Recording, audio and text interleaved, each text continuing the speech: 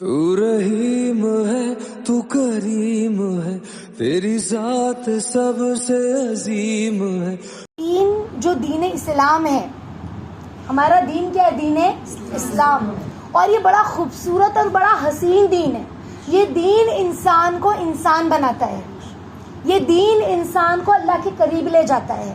یہ دین انسان کو زندگی گزارنے کا طریقہ دیتا ہے. یہ دین روشنی ہے. سمجھ رہے؟ یہ دین کیا ہے؟ روشنی ہے.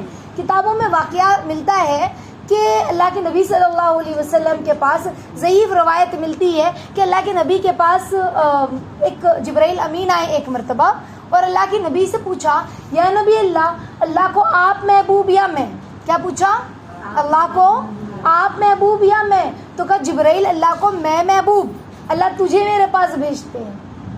تو کہا یا نبی اللہ کو آپ محبوب یا تمام انبیاء؟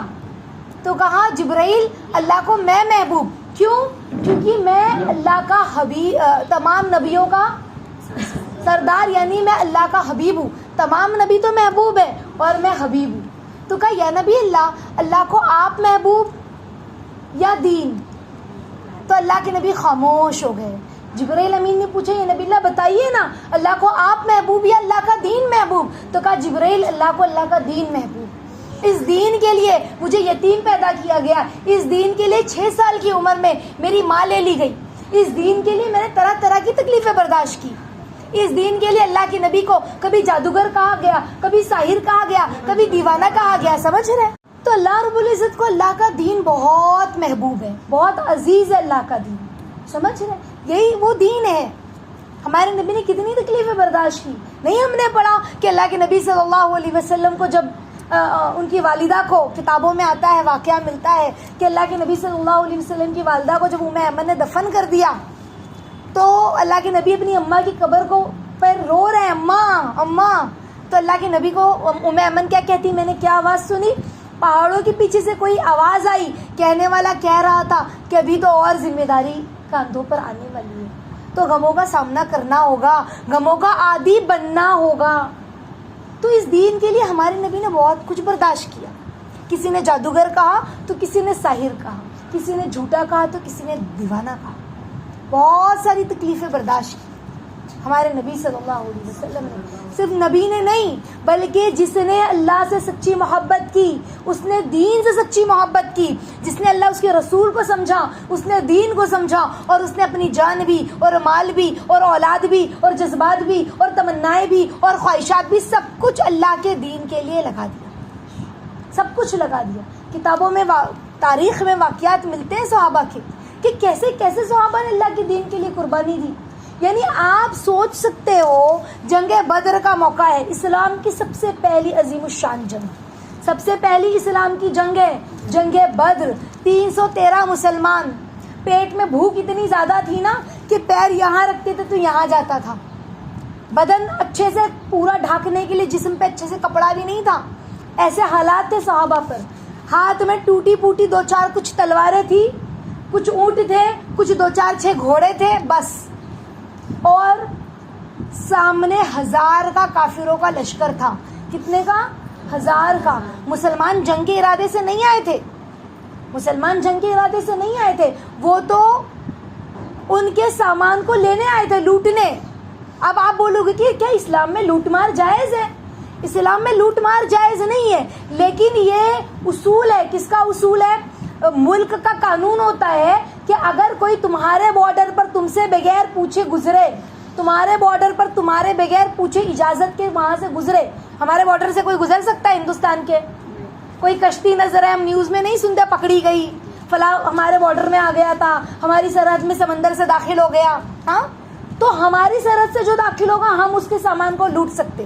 یہ ساری جگہ کا قانون ہے. سمجھ گئے؟ وہ سامان ہمارا، ہم نہیں دیں گے. تو مسلمانوں کو خبر ہو گئی قافلہ گزرنے والا ہے، اور انہوں نے تو مسلمانوں کو کتنا ستایا تھا کافروں نے، مکہ کے کافروں نے. تو وہ سامان لینے کے لیے چلے گئے. اب ان لوگوں کو خبر لگ گئی کہ مسلمان تو آئے مطلب سامان لینے کے لیے. تو ان لوگوں نے پیچھے سے 1000 کا لشکر بھیج دیا مکے سے. کتنے 1000 کا؟ مسلمان کتنے؟ 313. سامنے 1000 کا لشکر ہے.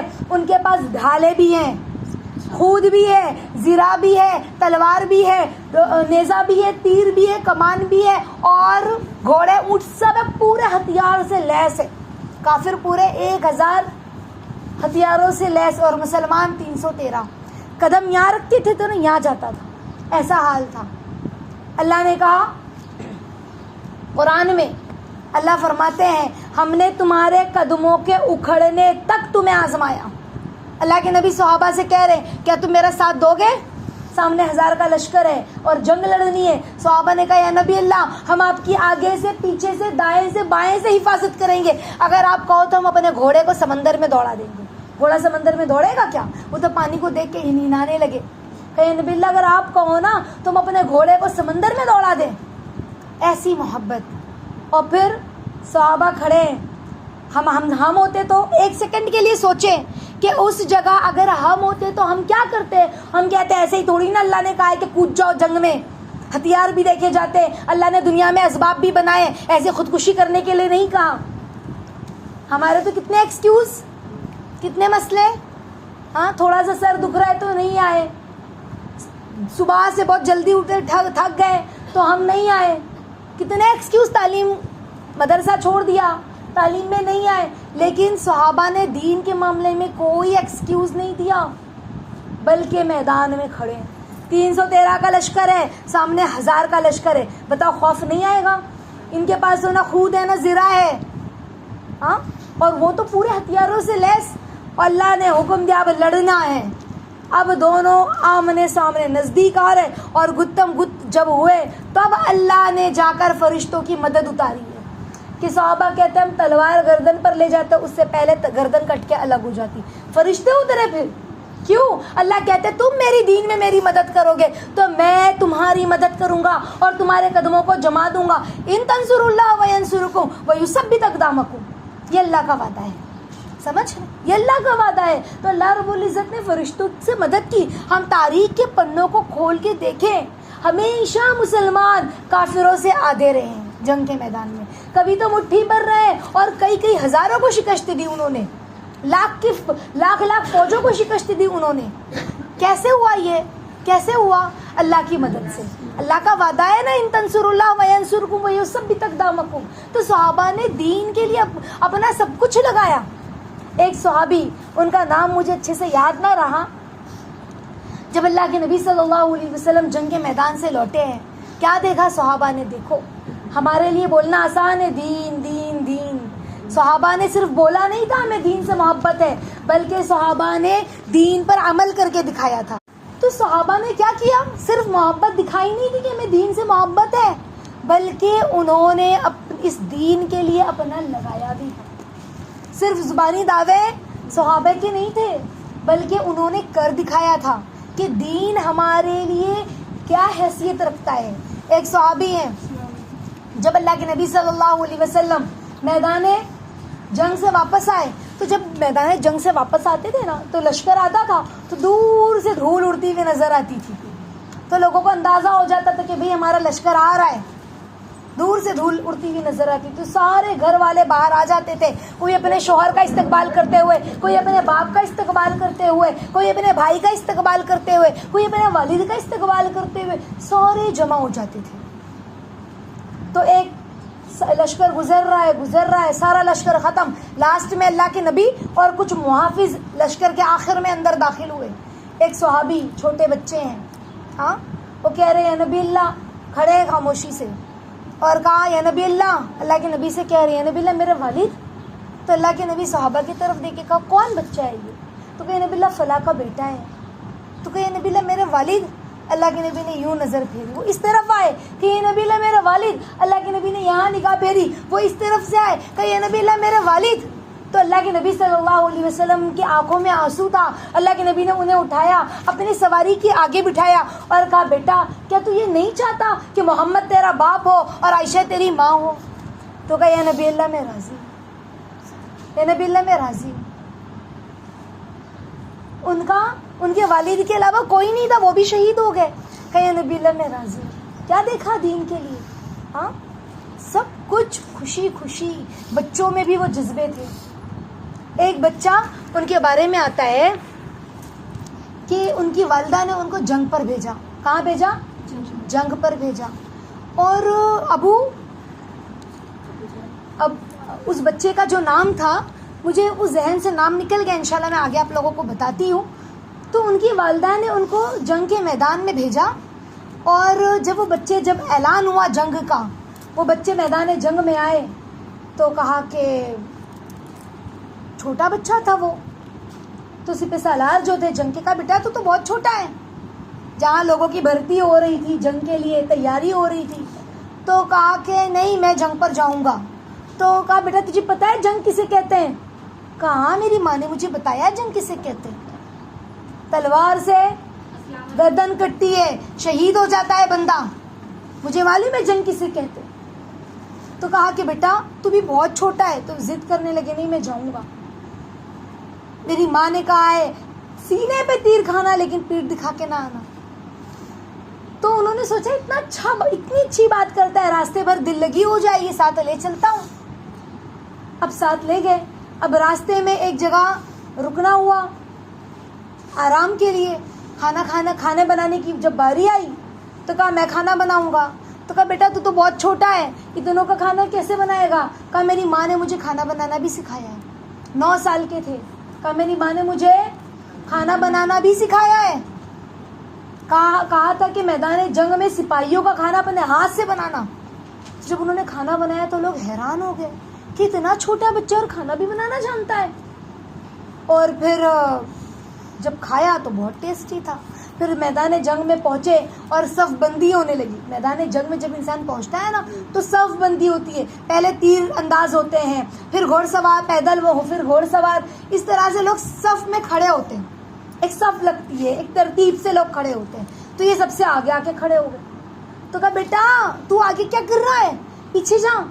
کہا نانا میری اماں نے کہا تھا کہ صف میں سب سے آگے کھڑے رہنا اور سینے پہ تیر کھانا, میں سب سے آگے رہوں گا. تو وہ پیچھے جانے تیار نہیں, اور جنگ کا میدان ہے, اتنا گرمی کا وقت ہے. تو کہا ٹھیک ہے, جو سپاہی تھے ان سے کہا اس کا خیال رکھو, اور ان کو اجازت دے دی. اب جب جنگ شروع ہوئی, ابو قدامہ نام تھا ان کا. کیا نام تھا؟ ابو قدامہ. جب جنگ شروع ہوئی تو اتنی گرما گرمی تھی جنگ میں کہ وہ انہیں بچہ یاد ہی نہیں رہا, دشمن سے لڑتے لڑتے. اب جب جنگ ختم ہوئی تو کہا کہ ابو قدامہ کہاں ہے؟ ابو قدامہ نظر نہیں آ رہے.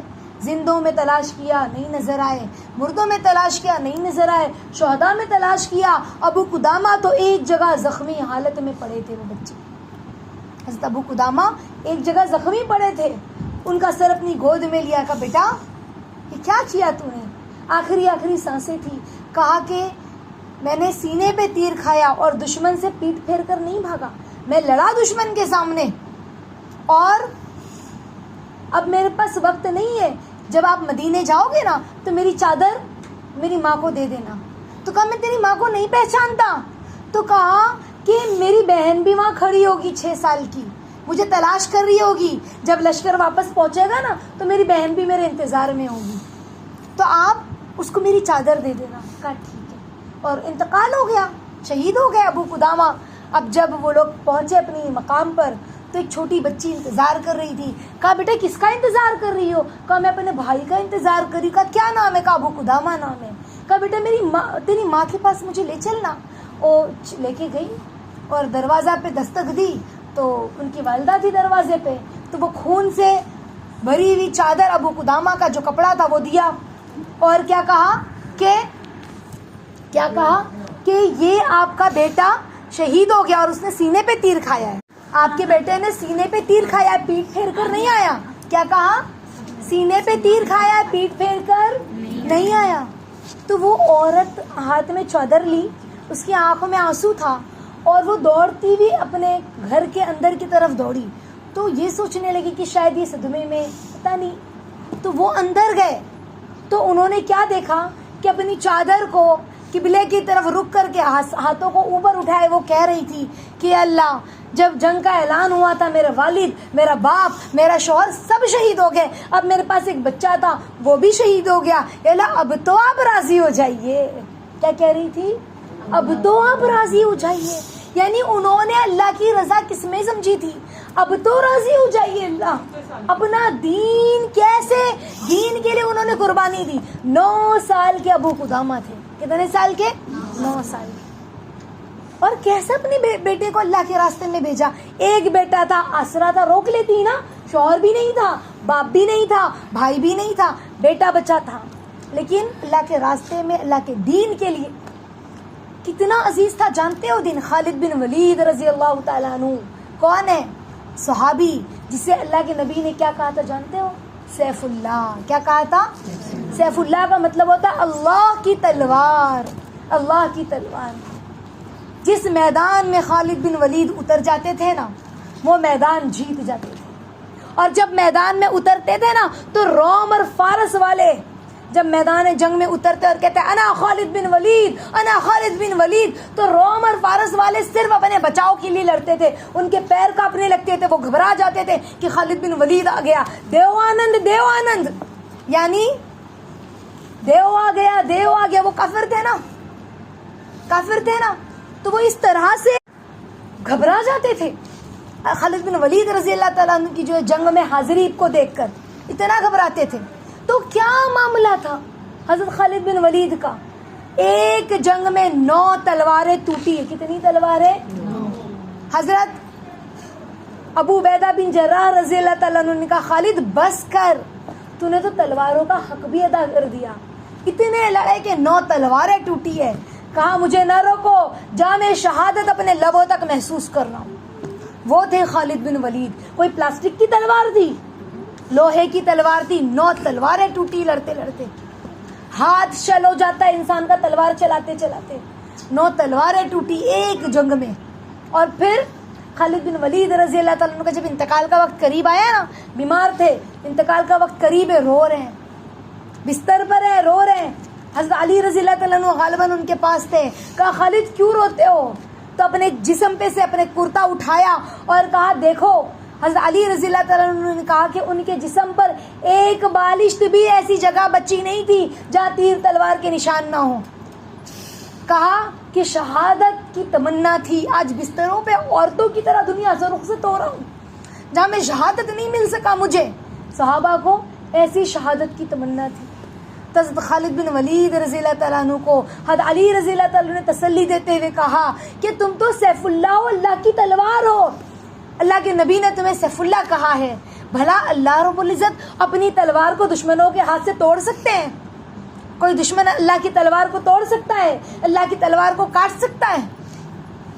تو اتنا غم کیسے تھے, کیا جذبہ تھا خالد بن ولید کے اندر, کیسے لڑے, کیسے میدانوں میں. ایک جنگ کی بات ہے خالد بن ولید رضی اللہ تعالیٰ عنہ, جب ہم تاریخ پڑھتے ہیں نا تو ہماری عقلیں حیران ہو جاتی ہے کہ یہ دین آج ہم اتنے آرام سے سن رہے ہیں, اتنے آرام سے ہم نے یوٹیوب چالو کیا, فلاں مولانا کا بیان, او ہو اچھا ایسا, تفسیر بھی بیٹھ کے سنی, آرام سے ہم کو سب کچھ مل رہا ہے.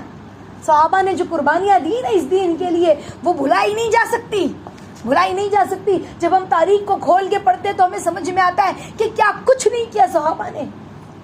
حضرت عمرو بن جمہور, حضرت عمرو بن عاص رضی اللہ تعالیٰ عنہ, فاتح مصر کو فتح کرنے والے عمرو بن عاص رضی اللہ تعالیٰ عنہ, جب ہم تاریخ کو پڑھتے ہیں تو ہمیں سمجھ میں آتا ہے ایک قلعہ عمرو بن عاص جب فتح کرنے کے لیے گئے تو پہاڑ پر وہ قلعہ تھا, اور راستہ جو تھا نا وہ تنگ تھا. راستہ کیسا تھا؟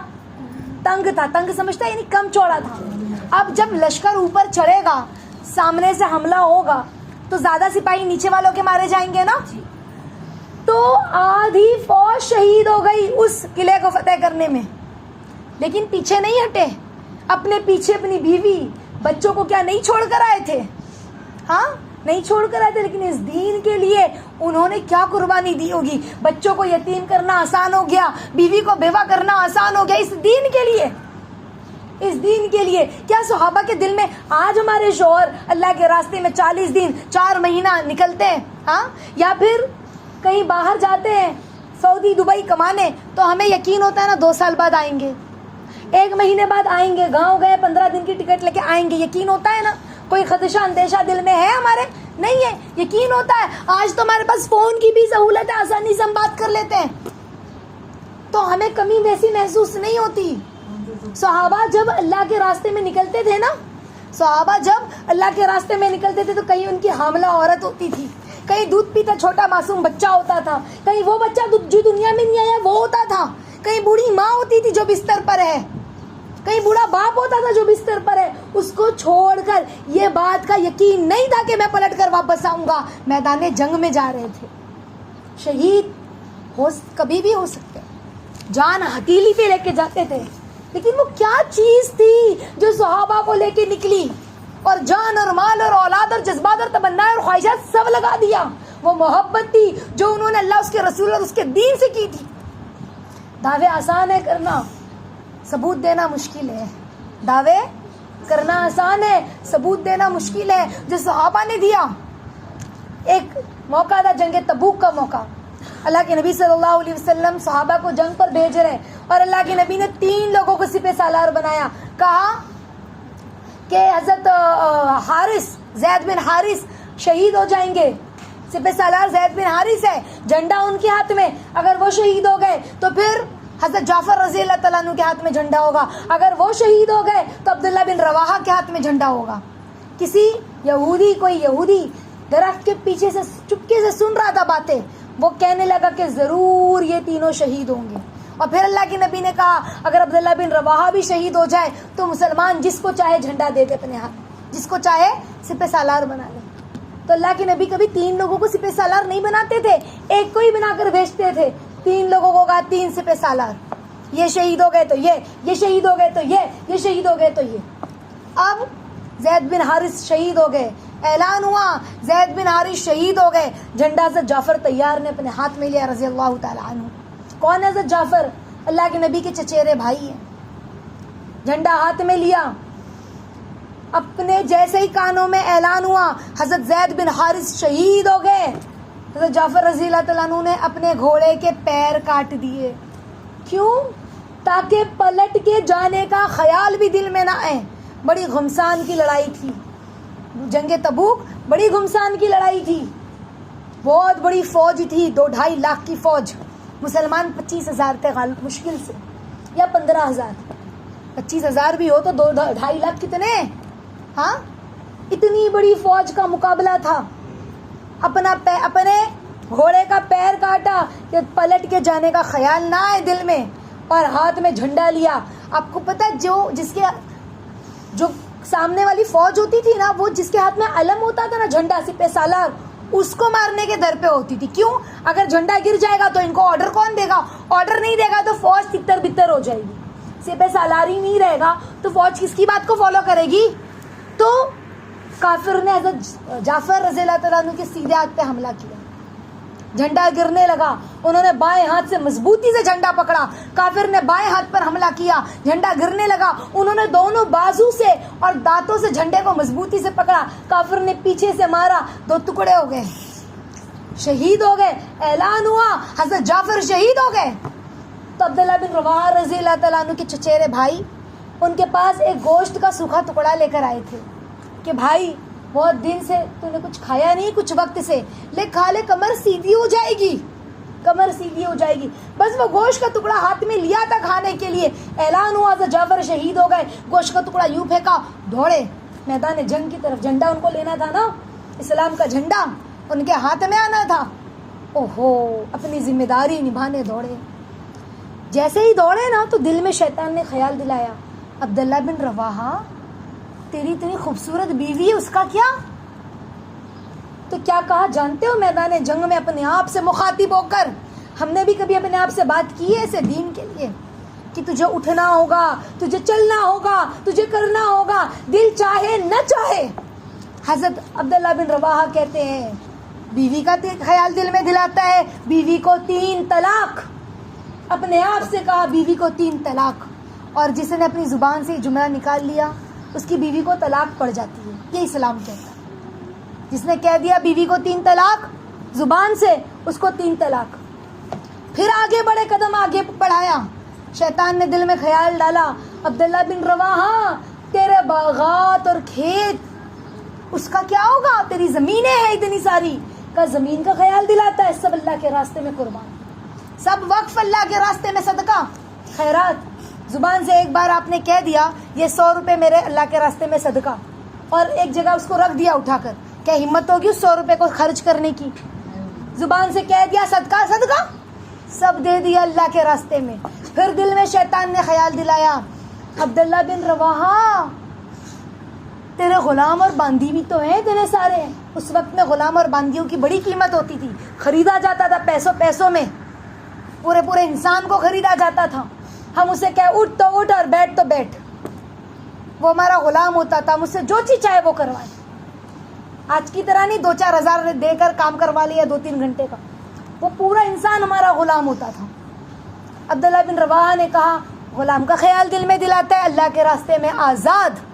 غلام کو کہہ دیا نا آزاد، جیسے بیوی کو طلاق بولنے سے طلاق ہوتی ہے، ایسے ہی اسلام میں تھا، زبان سے اگر اپنے کہہ دیا میرا غلام آزاد ہے تو غلام آزاد ہو جاتا تھا. اب گئے لڑائی، جھنڈا ہاتھ میں لے اور ایک ہاتھ سے لڑ رہے، لڑتے لڑتے انگلی پہ سامنے والے کی تلوار لگی اور انگلی کٹ کے لٹکنے لگی. اب جب تلوار چلا رہے نا وہ انگلی آ رہی ہے بیچ میں، زمین پر پیر کو رکھا اور پیر کے نیچے سے دبا کر کھینچ کے پھینکا انگلی، اور لڑ رہے، لڑتے لڑتے شہید ہو گئے.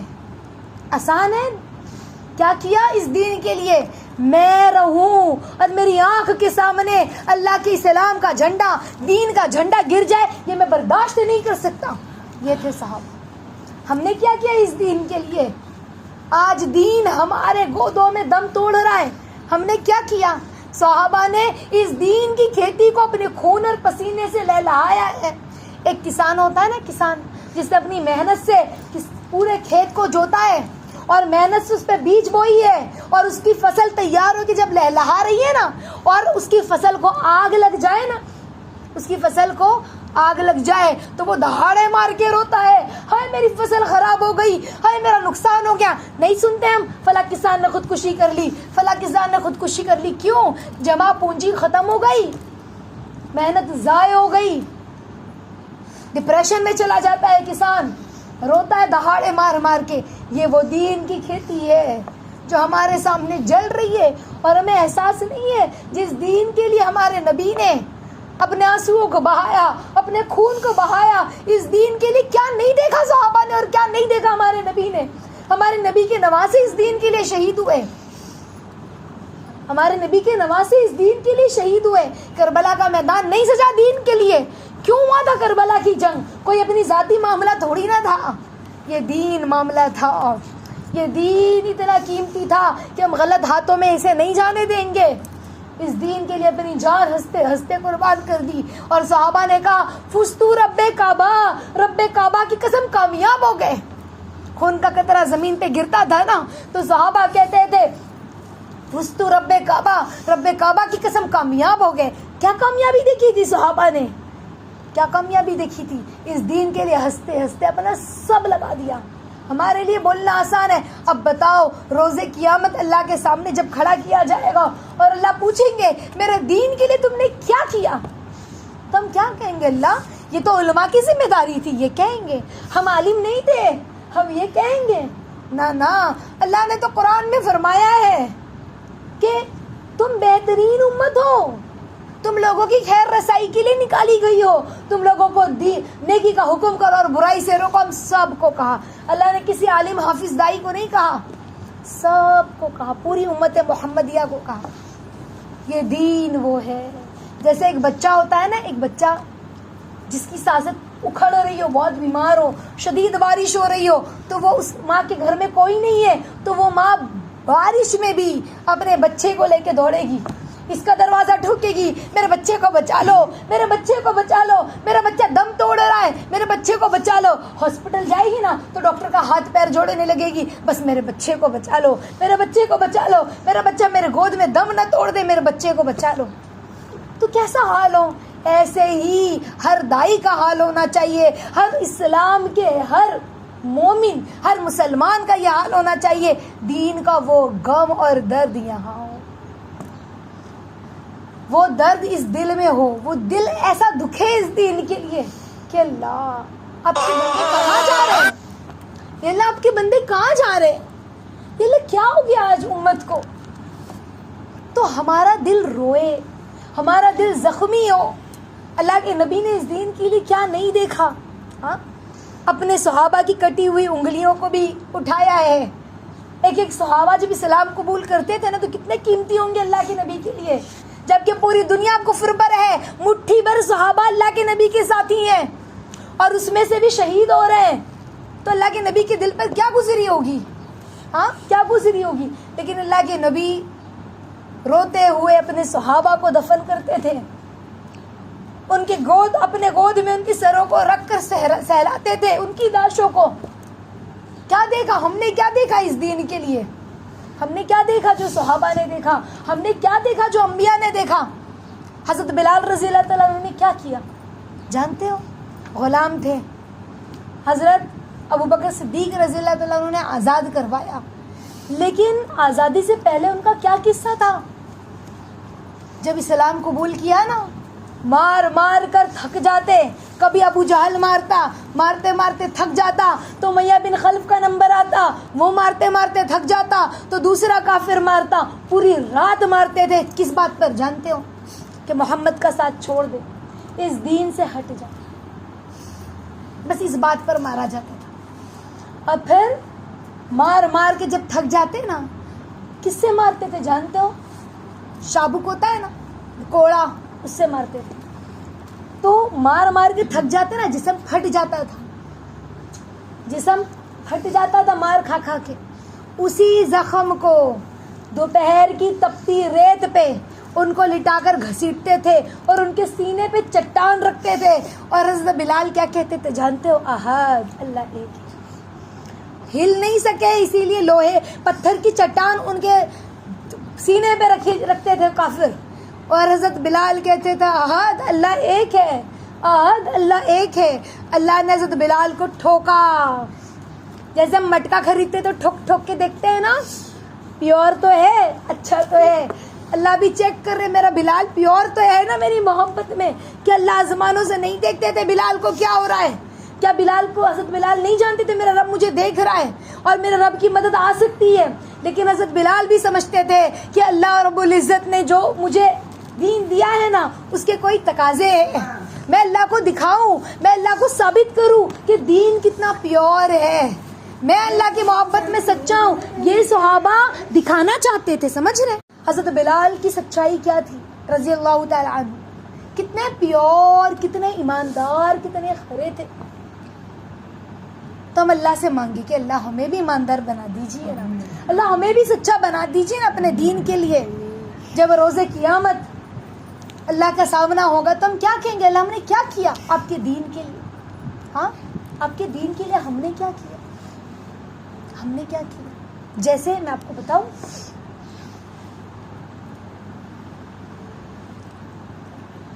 ایک بچہ پانی میں ڈوب رہا ہو نا, ایک بچہ اگر پانی میں ڈوب رہا ہو نا تو اس کی ماں کیا کہتی ہے؟ میرے بچے کو کوئی بچا لو, میرے بچے کو کوئی بچا لو. اور ایسے میں لوگ کہے تیرا بچہ نہیں بچ سکتا, وہ ڈوب رہا ہے, اگر ہم بچانے جائیں گے تو ہم بھی خطرے میں پڑ جائیں گے, اسے اب کوئی نہیں بچا سکتا. تو وہ کہے کہ میرے بچے کے علاوہ کوئی نہیں, بس میرے بچے کو بچا لو. اور ایسے میں لوگ اس سے کہے کہ چھوڑ جانے دے, ہم تجھے حکومت سے اتنے پیسے دلوائیں گے, ہم تجھے تاج دیں گے, ہم تجھے گھر دیں گے رہنے کے لیے, تو پریشان نہ ہو, تو پریشان نہ ہو. وہ کہے نہیں وہ سب تم رکھ لو, میرے پاس جو مال ہے وہ بھی لے لو, بس میرے بچے کو بچا لو. ایسے میں اگر کوئی شخص اس کے بچے کو بچا لے تو وہ ماں کتنی شکر گزار ہوگی. ہاں, حالانکہ وہ شخص لوگوں کی نگاہ میں حقیر تھا, لوگ اسے اچھا نہیں سمجھتے تھے, اس کے اخلاق کو اچھا نہیں سمجھتے تھے. ہاں, لوگوں کی نظر میں اس کی کوئی قیمت نہیں تھی. جب لوگ اسے برا بھلا کہیں گے نا تو وہ ماں کیا کہے گی؟ خبردار, اسے بالکل برا بھلا نہ کہنا. جب تم سب لوگ تماشا دیکھ رہے تھے نا تو اس نے میرے بچے کو بچایا تھا. جب تم کھڑے ہو کر تماشا دیکھ رہے تھے نا تو اس نے میرے بچے کو بچایا تھا. خبردار, کچھ نہ کہنا. بس اللہ رب العزت کا معاملہ بھی ایسے ہی ہے. اللہ کو یہ دین اتنا عزیز ہے نا, یہ دین اتنا عزیز ہے نا, جس نے اس دین کے لیے قربانی دی نا, تو کیا اللہ اس کو ضائع کر دیں گے؟ ضائع کر دیں گے. ہرگز ضائع نہیں کریں. تو ہم بھی اللہ کے دین کی فکر کریں. اللہ نہیں آتا نا بولنا، رونا آتا ہے، اللہ کے سامنے بیٹھ کے روئے، اللہ یا اللہ ہماری ذریعے سے ہماری نسلوں سے دین کو زندہ کروا دیجیے. دیکھو جو روتا ہے نا، جو تڑپتا ہے نا، اللہ اس کو ضرور دیتے ہیں. میں آپ کو بتاؤں، آپ کو معلوم ہے اصحاب کہف، سورہ کہف پڑھا ہے؟ اصحاب کہف کا واقعہ ہے. 300 سال تک کتابوں میں آتا ہے، 300 سال تک اللہ نے انہیں سلائے رکھا. کتنے سال تک؟ 300 سال سوئے رہے غار میں.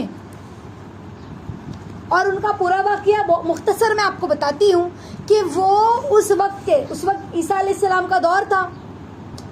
کون سی کتاب تھی اس وقت؟ عیسیٰ علیہ السلام کی انجیل تھی. سمجھ رہے؟ اور عیسیٰ علیہ السلام کا دور تھا اور عیسیٰ علیہ السلام کے ماننے والے تھے. حالانکہ عیسیٰ علیہ السلام اس وقت موجود نہیں تھے، لیکن نبی تو ان کے عیسیٰ تھے نا. اس وقت اللہ کے نبی کو نبوت، اللہ کے نبی کا دور نہیں تھا وہ. تو عیسیٰ علیہ السلام جو تھے ان کے ماننے والے تھے وہ. لیکن اس وقت میں کچھ لوگ عیسیٰ علیہ السلام کو مانتے نا، تو وہاں کا جو روم کا بادشاہ تھا نا، بادشاہ روم، وہ خود کو اپنے آپ کو خدا کہلواتا تھا. کیا کہلواتا تھا؟ خدا کہلواتا تھا. تو اسی بادشاہ کے محل کے کچھ لوگ تھے جو بڑے بڑے پوسٹ پہ تھے. کچھ 5 یا 7 لوگ تھے، 5 یا 7 لوگ تھے.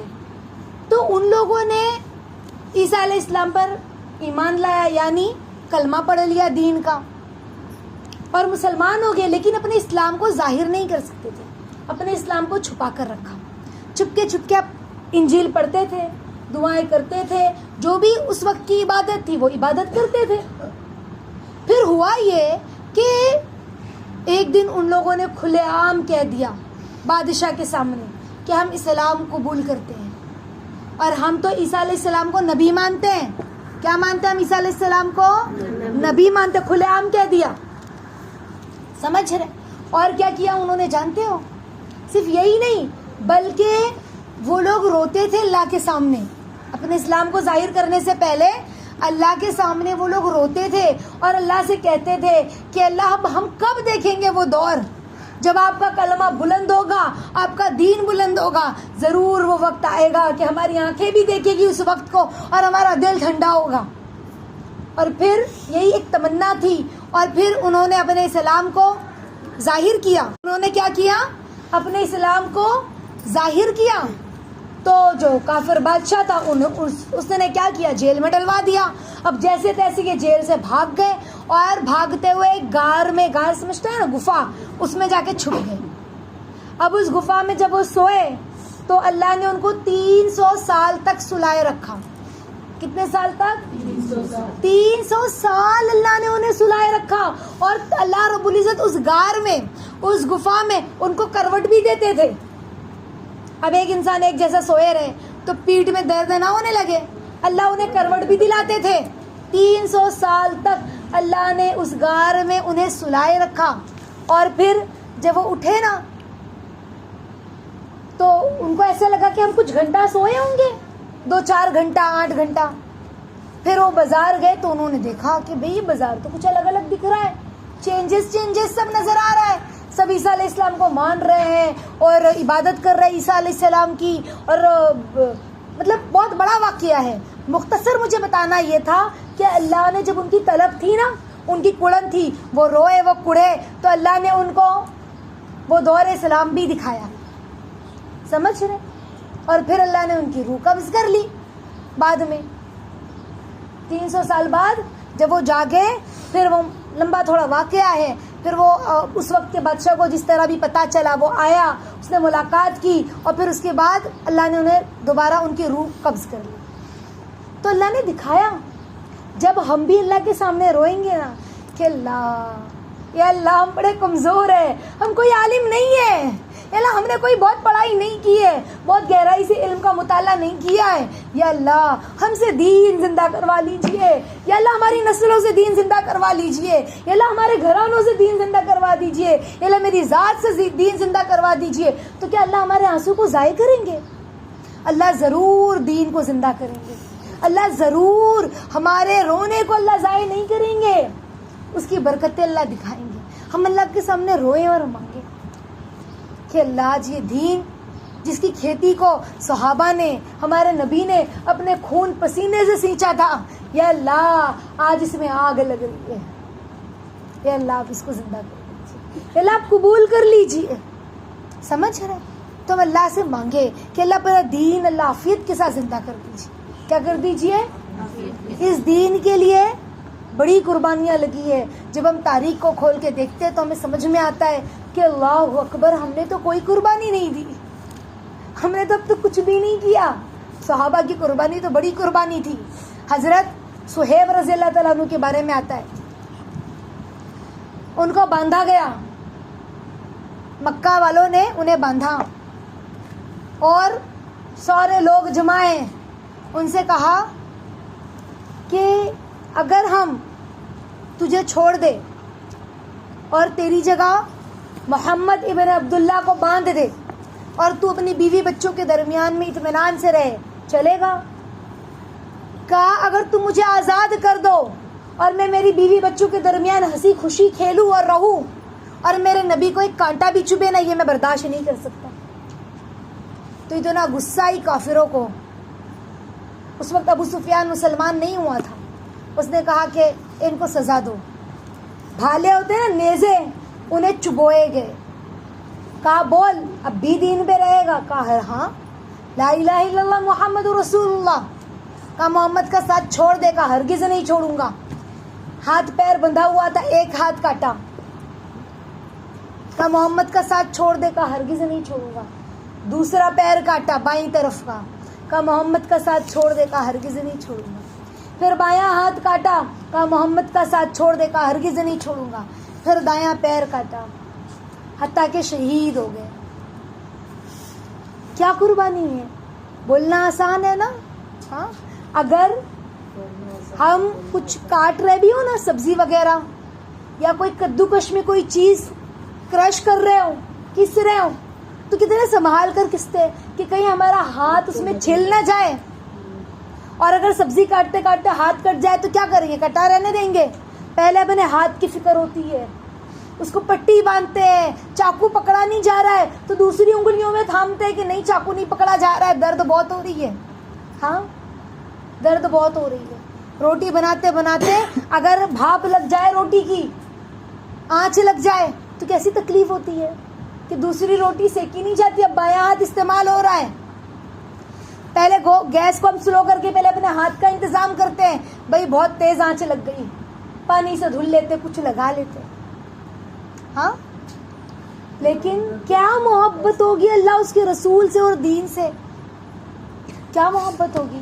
میں صرف قصے کہانی نہیں سنا رہی ہوں آپ کو, یہ داستان ہے صحابہ کی زندگی کی. یہ داستان ہے جو انہوں نے قربانیاں دی اس دین کے لیے, جو انہوں نے سب کچھ لگایا اس دین کے لیے, سب کچھ قربان کیا اس دین کے لیے. یہ ان کی داستان ہے. صرف یہی نہیں, ایک صحابی کے بارے میں آتا ہے, جنگ احد کا واقعہ کتابوں میں ملتا ہے کہ اللہ کے نبی صلی اللہ علیہ وسلم کی جنگ احد میں یہ خبر اڑی تھی. حضرت مصعب بن عمیر رضی اللہ تعالیٰ عنہ ایک صحابی تھے, وہ اللہ کے نبی کے مشابہ تھے. کس کے مشابہ تھے؟ اللہ کے نبی کے طرح دکھتے تھے. کون؟ حضرت مصعب بن عمیر رضی اللہ تعالیٰ عنہ. تو اللہ کے نبی صلی اللہ علیہ وسلم نے حضرت مصعب بن عمیر رضی اللہ تعالیٰ عنہ جو ہے اس جنگ کے میدان میں شہید ہو گئے. اس جنگ کے میدان میں حضرت مصعب بن عمیر شہید ہو گئے. تو یہ خبر جھوٹی کافروں نے اڑا دی کہ اللہ کے نبی کو نعوذ باللہ ہم نے کیا کر دیا ہے؟ شہید کر دیا. یہ جھوٹی خبر کافروں نے اڑائی تو سب پریشان ہو گئے. صحابہ کیا ہو گئے؟ پریشان ہو گئے. اور جب یہ خبر اڑی تو افراتفری مچ گئی. ایک صحابیہ کے کان تک یہ بات آئی, وہ دوڑتی ہوئی آئی, میدان جنگ کی طرف دوڑتی ہوئی جا رہی ہے. تو راستے میں گھوڑ سوار دکھا. کہا میرے نبی کا کیا حال ہے؟ کہا مجھے نہیں معلوم, لیکن تیرے باپ کو میں نے دیکھا ہے وہاں شہید ہو گیا ہے, میدان جنگ میں اس کی لاش پڑی ہے. پھر دوڑتی ہوئی گئی کہ دوسری آگے وہ دوڑتی ہوئی گئی تو ایک اور صحابی گھوڑ سوار نظر آئے. کہا کہ میرے نبی کا کیا حال ہے؟ تو کہا مجھے نبی کے بارے میں تو نہیں معلوم، لیکن اتنا جانتا ہوں کہ تیرے بیٹے کو میں نے میدان جنگ میں دیکھا ہے، وہ شہید ہو گیا۔ پھر وہ دوڑتی ہوئی گئی آگے کہ میرے نبی کا کیا حال ہے؟ کہا تیرے شوہر شہید ہو گیا، مجھے نبی کے بارے میں تو خبر نہیں، لیکن تیرے شوہر کی لاش میں نے دیکھی ہے۔ وہ دوڑتے ہوئے آگے گئی، کچھ دور جا کے دیکھا تو دور اللہ کے نبی نظر آئے، دور اللہ کے نبی نظر آئے۔ تو پھر اس عورت نے کیا کیا جانتے ہو؟ خوش ہو گئی، گھٹنے کے بل گر گئی روتے ہوئے اور سجدے میں چلی گئی، اللہ کا شکر ادا کرتے ہوئے کہ اللہ آپ نے میرے نبی کو سلامت رکھا۔ کیا محبت تھی! کیا بیٹے شوہر اور باپ سے محبت نہیں تھی؟ کیا ان کی جدائی کا غم نہیں تھا؟ لیکن اللہ اس کے رسول اور اس کے دین سے جو محبت تھی نا، وہ سب سے اوپر تھی۔ تبھی تو صحابہ کہتے تھے نا، فدا کا یا ابی و امی، قربان میرے ماں باپ یا نبی اللہ آپ پر قربان۔ تو یہ دین کی قیمت اور اہمیت تھی۔ انہوں نے اللہ کی محبت کو یہاں سے محسوس کیا تھا، دل سے۔ انہوں نے اللہ کو اس دل سے دیکھا تھا، اس کے نبی کو اس دل سے، اس کے نبی کو قبول کیا تھا، اس کی محبت کو۔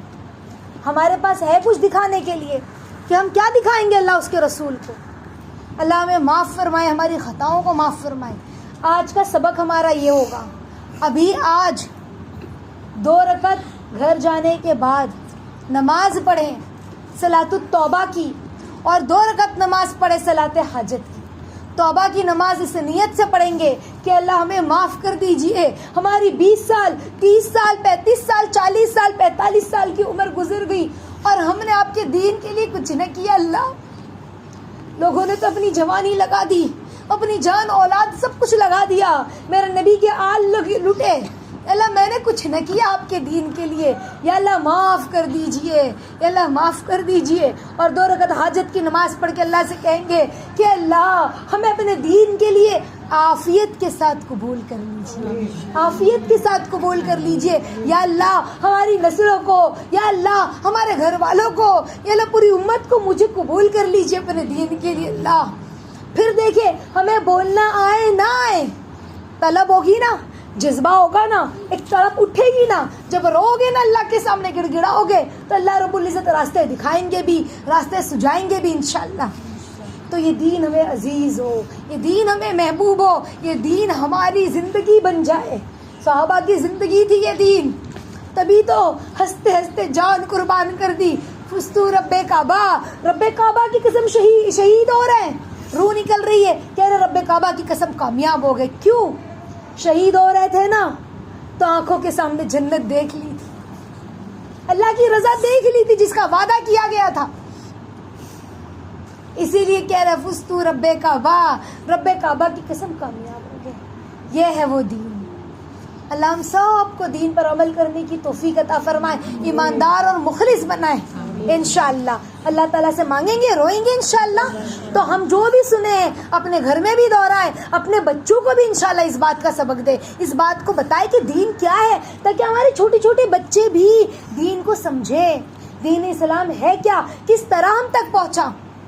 ہم نے تو بڑے آسانی سے پڑھ لیا، نہ جانے کیا کچھ لگا ہے، نہ جانے کیا کچھ مٹا ہے۔ تاریخ کو جب ہم کھولتے ہیں تو ہمیں خون آلود نظر آتی ہے تاریخ کو جب ہم کھولتے ہیں تو درد سے بھری نظر آتی ہے تاریخ کو جب ہم کھولتے ہیں تو ہمیں سمجھ میں آتا ہے اللہ ہمارے اپنوں نے کیا کچھ لگایا اور ہمارا تو کچھ بھی نہیں لگا۔ ہم کیسے کھڑے ہوں گے اپنوں کے سامنے، ہمارے اسلاف کے سامنے، ہمارے بڑوں کے سامنے، بزرگان دین کے سامنے ہم کیسے کھڑے ہوں گے؟ کیا منہ لے جائیں گے اللہ اس کے رسول کے سامنے کہ اللہ کیا فرماتے ہیں؟ ہم کہیں گے اللہ کہیں گے تو نے کیا کیا، میرے لیے کیا لائی؟ ہم کہیں گے اللہ میں نے نمازیں لائی، اللہ کہیں گے تو نے تیرے لیے لائی تھی تاکہ تیری جنت بن جائے۔ ہم کہیں گے اللہ میں نے روزے لائی تھی، اللہ کہیں گے تو نے تیرے لیے لائی تھی تاکہ تیرے درجات بلند ہو۔ ہم کہیں گے یا اللہ میں نے ضرور صدقے اور زکوٰۃ اور خیرات لائی، اللہ کہیں گے تو نے تیرے لیے لائی تاکہ تیرے اعمال نامے جو ہے اس میں زیادہ اضافہ ہو، تجھے اعلیٰ جنت ملے۔ میرے لیے کیا کی؟ تو ہم اللہ سے نہ کہیں کہ اللہ آپ کے بچھڑوں کو آپ سے ملایا ہے، آپ کے دین کی حفاظت کے لیے جدوجہد کی، یا اللہ آپ کے دین کی حفاظت کی ایک دل میں طلب تھی، اللہ آپ کے دین کو اپنا سمجھا، جو میرا ہے آپ کو یہی عزیز تھا نا۔ تو ہم اللہ سے کہیں کہ اللہ آپ کے بچھڑوں کو آپ سے ملایا ہے، کہیں گے انشاءاللہ۔ بنیں گے ایسا؟ یہ نہ سوچنا کچھ نہیں آتا، اللہ سکھائیں گے.